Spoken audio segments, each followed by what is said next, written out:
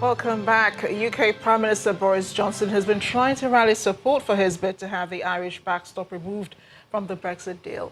Simon Pusey has more on this and other international stories in Around the World in 5. Good evening from the Channel's newsroom here in London. Emmanuel Macron has told Boris Johnson there is no time to negotiate a new Brexit deal. The French president met the UK Prime Minister in Paris for Brexit talks, with Mr Macron saying the UK's vote to quit the EU must be respected. But he added that the Northern Ireland backstop plan was indispensable to preserving political stability and the single market. Now I have to be very clear. In the coming month, we will not find a new withdrawal agreement, which is far from the basis. If there are things in the framework of which Michel Barnier has negotiated that can be adjusted and are in compliance with the two objectives that I have cited, stability in Ireland and integrity of the single market, we have to find them in the coming month.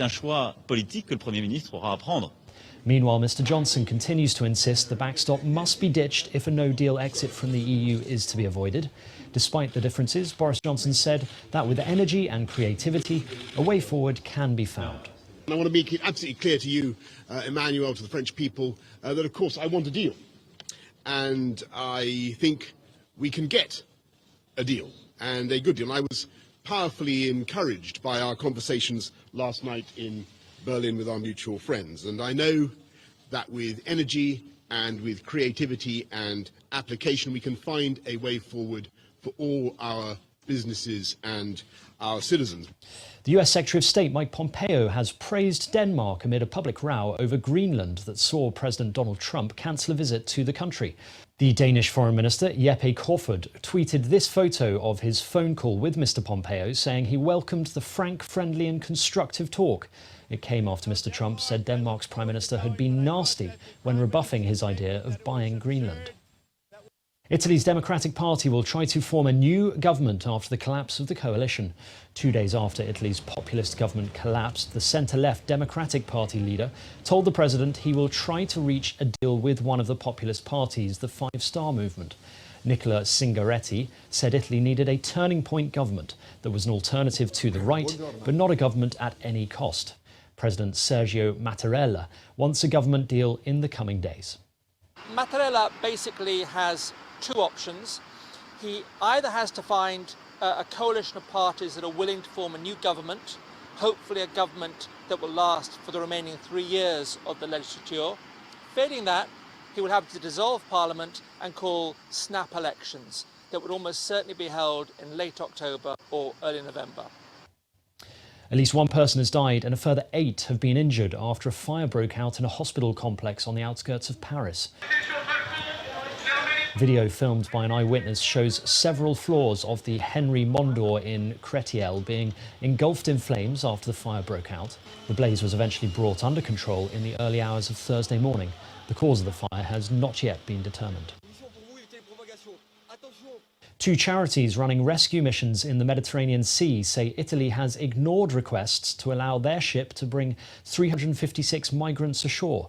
The Norwegian-flagged ship Ocean Viking, already stranded at sea for 13 days awaiting port access, has been denied entry by Malta, and its 2 requests to Italian authorities have gone unanswered. The ship is carrying mostly Africans from Sudan. They include more than 100 minors, around 90 of them unaccompanied. A Russian humanoid robot is making its way to the International Space Station after blasting off on a 2-week mission to support the crew and test his skills.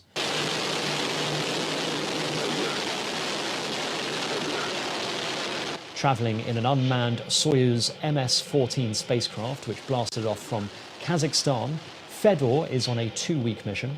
The Skybot F-850 is the first humanoid robot to be sent to space by Russia. The robot's main purpose is to be used in operations that are especially dangerous for humans. Fedor is expected to dock at the space station on Saturday with 660 kilograms of cargo, including medical supplies and food rations.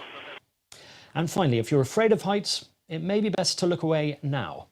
Slacklining is a sport that is similar to tightrope walking. It's usually practiced just a few meters off the ground, but residents here in Sao Paulo are taking this thrilling sport to new heights by practicing between abandoned buildings. Slackliner aficionados say the sport gives them peace and balance in their lives. It's thought the sport has grown in popularity 100-fold in just the last 12 months. And that's your international news around the world in 5. Daredevil, it's hands there. Time for sports news now. Here's Olumide Macaulay.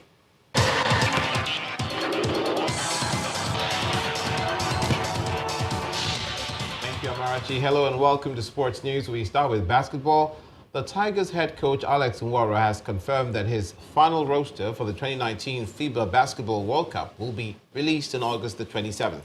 Coach Nwora said the 15 players in the team's camp will be reduced to 12 players before the first World Cup game against Russia on August the 31st. The Tigers are already in China to finalize the preparations for the World Cup. The 2015 African champions will face other World Cup-bound countries, Iran, Poland, and Montenegro in the Peak Invitational International Tournament in Yanzhou, China. Japanese basketball club Shimane Sasanu Magic have confirmed the signing of the Tigers captain Ike Diogu for the 2019-2020 season. Shimane Sasanu Magic general manager Hintaro Hori says that Diogu sealed a one-year contract with an option for renewal. The club have already included the 2015 FIBA AfroBasket title-winning captain in their roster for the 2019-2020 season. Shimane will be his 17th club in his entire career. Football, and former West Ham United and West Brom Albion midfielder Peter Butler has signed a one-year contract to coach Liberia. This comes 3 weeks before the Lone Stars begin their qualification campaign for the Qatar 2022 FIFA World Cup. Butler, who has previously coached in Botswana, Malaysia, Myanmar, Singapore, South Africa, and Thailand, takes over from Thomas Kojo. His first game in charge will be a World Cup qualifier at home to Sierra Leone on September the 6th, with the second leg 4 days later. That's it on Sports News. Amarachi is back with the rest of the news at 10.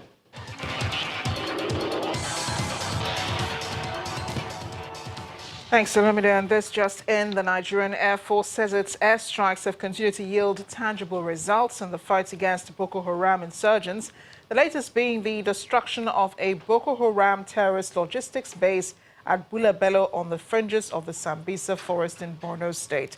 According to a statement by the Air Force Director of Public Relations and Information, the operation was executed today after the intelligence, surveillance and reconnaissance missions revealed that the settlement was being used by the terrorists as a staging area to launch attacks against troops.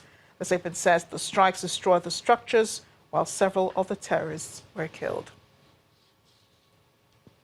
And the main news again, the federal government today vowed to prosecute everyone linked to the failed gas contract that resulted in the UK court judgment, which granted the seizure of Nigeria's assets worth $9 billion to a private company.